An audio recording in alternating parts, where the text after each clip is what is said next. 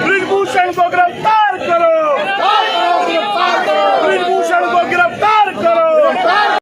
ब्रजभूषण का सरकारी आवाज सामने था, ढलता हुआ सूरज था, लेकिन ढलते हुए सूरज में जब अन्याय का अंधकार चारों तरफ नजर आ रहा है, तो ये बेटियां और हम मोमबत्ती की स्लो के तले न्याय ढूंढने निकले हैं। दिल्ली की सड़कों पर समूचे भारत के लिए एक संदेश कि बेटियों को न्याय कब मिलेगा। और नमस्कार, आप देख रहे हैं, मैं हूं आपके साथ तफीसा। इस वक्त दिल्ली की जंतर मंतर का नजारा हम आपको दिखा रहे हैं। बड़ी संख्या में लोग समर्थक यहाँ पहुंच चुके हैं। पहलवानों के हाथों में तिरंगा है, तिरंगा यात्रा निकाल जा रही है, कैंडल मार्च। सर क्या आते तो कैंडल ये शुभम जी हमारे साथ बातचीत करते हैं। शुभम, पहला सवाल मैं आपसे यही लेना चाहूंगी क्योंकि जी, ब्रजभूषण का सरकारी आवाज सामने था, ढलता हुआ सूरज था, लेकिन ढलते हुए सूरज में जब अन्याय का अंधकार चारों तरफ नजर आ रहा है, तो ये बेटियां और हम मोमबत्ती की स्लो के तले न्याय ढूंढने निकले हैं। दिल्ली की सड़कों पर समूचे भारत के लिए एक संदेश कि बेटियों को न्याय कब मिलेगा और अंधकार रोशनी में तब्दील कब होगा। लेकिन वो जो बयान दे रहे हैं उसको लेकर क्या कहेंगे आप? खिलाड़ियों को खिलाड़ी मानने के लिए तैयार नहीं है, इन्हें राजनेता बता रहे हैं। सवाल ये है कि वो बयान दे कैसे रहे हैं, वो क्या दे रहे हैं, छोड़ दीजिए। एक आदमी जिस पर पॉक्सो एक्ट हो, जिसे सलाखों के पीछे होना हो, जिसे जांच समिति के सामने पेश होना हो, वो प्रवचन मीडिया के सामने दे रहा है, अयोध्या में रैली करने की धमकी दे रहा है। इस देश का कानून अपाहिज कैसे हो गया ब्रजभूषण की चौखट पर? यही एक सवाल है और इसी का जवाब जानने आज हम दिल्ली की सड़कों पर इंडिया गेट जा रहे हैं। सर, जंतर मंतर जहाँ 31 दिन से महिला पहलवान बैठी है, उससे कुछ ही दूरी ब्रजभूषण का भी घर है, लेकिन अभी तक तो सुनवाई नहीं हो पा रही। देखिए, कुछ ही दूरी पर प्रधानमंत्री का आवास है, कुछ ही दूर ब्रजभूषण का घर है, लेकिन प्रधानमंत्री जापान में है। जिस वक्त कश्मीर के अंदर G20 की बैठक है, देश दुनिया के तमाम 20 बड़े देश भारत की तरफ देख रहे हैं, तो ये नजारा अंतर्राष्ट्रीय स्तर पर भारत की क्या छवि कर रहा है और प्रधानमंत्री इसकी खबर कब लेंगे, ये बड़ा सवाल है और भारत के सम्मान के लिए इसकी खबर लेनी चाहिए। लेटर लिखा था बीजेपी महिला सांसद को, उसका जवाब नहीं आता। किसी तरीके का सरकार की ओर से कोई जवाब या वार्तालाप करने की कोशिश नहीं हुई अभी तक। सवाल यही है कि सरकार इतने प्रेशर में कैसे हो सकती है। सरकार किस तरीके से महिला सांसद जो कल तक चूड़ियां भेज रही थी, आज किस तरह खामोश हो गई है? क्या उनको भी चूड़ियों की आवश्यकता है? अगर है तो इस देश की महिलाएं भेजने के लिए तैयार है। आज कैंडल मार्च करने का क्या उद्देश्य है? कैंडल मार्च करने का उद्देश्य एक ही कि अन्याय के अंधकार में 31 दिन का वो अंधकार की रात दरअसल सुबह में कब तक तब्दील होगी, ये सवाल सरकार से और न्याय की रोशनी की शुरुआत यहाँ से। ब्रजभूषण का मैं अभी बयान देख रही थी एबीपी न्यूज का, वो नकार रहे हैं आज भी अपने आरोपों को, कह रहे हैं मैंने यौन शोषण, किसी के साथ गलत छेड़छाड़ नहीं किया। ये जो आत्मविश्वास वो दिखा रहे हैं उसको लेकर क्या? मैडम एक बात बताइए, ब्रजभूषण क्या है? ब्रजभूषण आरोपी भी, जज भी, समिति भी, जांच भी और वकील भी।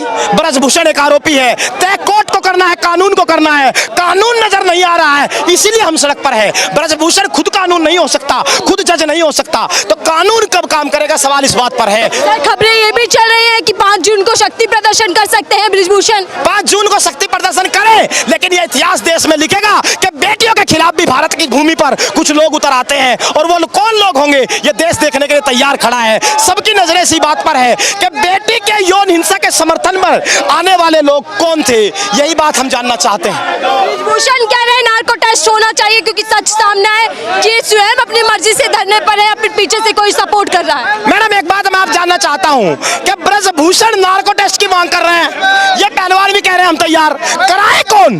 क्योंकि इस देश की कानून की अड़चनें इस बात की इजाजत नहीं दे रही है, और कानून की अड़चनें दूर कौन करेगा? अगर सरकार 72 घंटे में दिल्ली के अंदर केजरीवाल से अध्यादेश ला करके सख्ती छीन सकती है, तो कानूनी प्रावधान बदल कर नार्को टेस्ट क्यों नहीं करा रही? ये सवाल है। हम तैयार हैं, दूध का दूध पानी का पानी हो जाएगा, नार्को टेस्ट करा दीजिए। ब्रिजभूषण का हालिया जो इंटरव्यू सामने आया, कि मैं लगातार एक ही सवाल पूछ रहा हूँ, महिला पहलवानों से किसके साथ हुआ, कहाँ हुआ, कैसे हुआ, इसका जवाब नहीं दे पा रहे। ये पूरा मामला कुछ और है, कहानी कुछ और है। मैडम, ये शर्मनाक विषय है। क्या बेटियां 24 घंटे कैमरा अपने साथ लेकर के चलती है? मुजफ्फरनगर के अंदर अभी उसके जजमेंट को आप पढ़िए, उसमें लिखा है कि जो महिला है उनके बयान में क्योंकि सच्चाई नजर आती है, इसलिए ऐसा माना गया कि उनके साथ ऐसा हुआ है, और यही आधार पर व्यक्ति को सजा सुनाई गई। जो वीडियो एविडेंसेस नहीं होते हैं और उसी पर कानून को अपना काम करना है, कानून नजर नहीं आ रहा है, उसी की खोज में आज हम सड़क पर हैं। बड़ी संख्या में हम देख रहे हैं कि आज यहाँ लोग समर्थन देने आए हैं। क्या लग रहा है कि इससे कोई फर्क पड़ पाएगा? मैडम, ये भारत की जीत है कि भारत आज भी रानी लक्ष्मीबाई का सम्मान तिरंगे से इसीलिए करता है, इसी रूप में करता है, और भारत वो देश है जिसने महिलाओं को सबसे पहले संविधान बनते समय ही वोटिंग का अधिकार दिया था। इसीलिए वोटिंग का ये अधिकार हम नहीं देते, महिलाओं के लिए बाहर भी निकलते हैं। आज यही महिलाओं की जीत है, क्योंकि अभी यूपीएससी का रिजल्ट आया है और पहली 5 टॉपर इस देश में महिलाएं बनी है, तो महिलाओं ने वहां भी परचम लहराया है, और यहाँ न्याय के लिए भी हम महिलाओं के लिए निकले हैं। बेटियां पहलवान इंसाफ की बात कर रहे हैं, लेकिन ब्रिजभूषण इनको धर्माजीवी बता रहे हैं।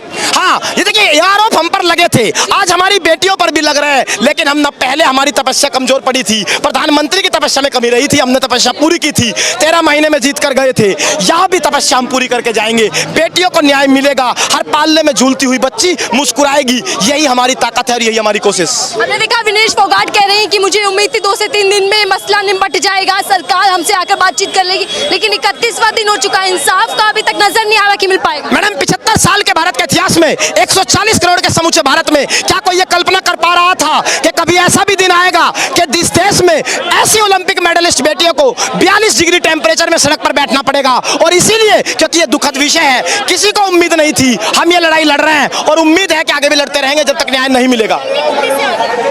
तो क्या कहेंगे, एक तरफ ब्रिजभूषण के बयान है, दूसरी तरफ पहलवानों की आस है कि उनको इंसाफ मिलेगा, लेकिन 31वां दिन सरकार का बयान अभी तक नहीं आया, कानून एफआईआर बयानबाजी से आगे नहीं बढ़ पाया।